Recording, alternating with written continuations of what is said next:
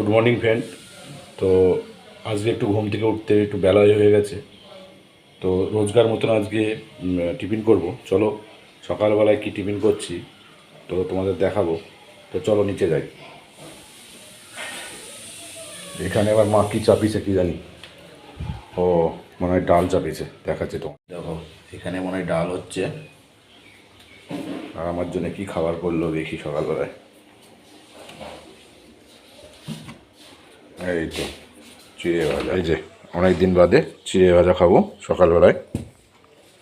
বেশিরভাগ দিনই আমি চিড়ের মুড়িই খাই সকালবেলায়, বাড়ি খাবার বেশি খাই না, হালকা পাতলাই খাই। দুপুরবেলায় অল্প ভাত খাই আর রাত্রেবেলায় রুটি। আর তোমরা কে কী খাও সেটা একটু কমেন্ট করে জানিও তো। সকালবেলায় কে কে ভাত খাও আর কে কে রুটি খাও, মানে হালকা পাতলা সকালবেলায় কে কে খাও। অ্যাকচুয়ালি সকালবেলা হালকা পাতলা খাওয়াই ভালো। আমার ওয়েট তো অনেক ছিল, আস্তে আস্তে কমিয়েছি এই ডায়েট করে। শরীরও খারাপ,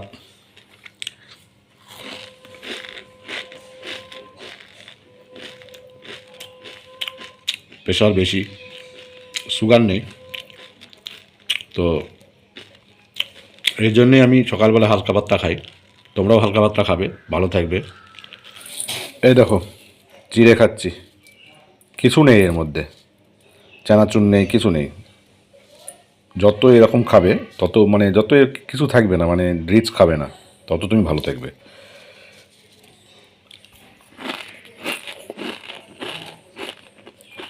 ডায়েট করতে হলে এরকমই খেতে হবে। তেল নেই, লবণ নেই, না লবণ থাকবে না। তেল তো শরীরের পক্ষে বিশাল ক্ষতিকারক, লবণও তাই সেম। তো সেহেতু তেল লবণ কম খাবে, ভালো থাকবে।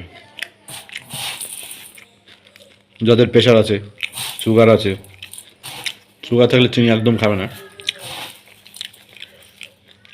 তো চিনি এমনি সুগার বলে না, চিনি না খাওয়াই ভালো।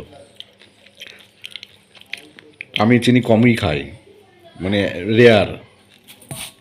চায়ে তো চিনি খাই না,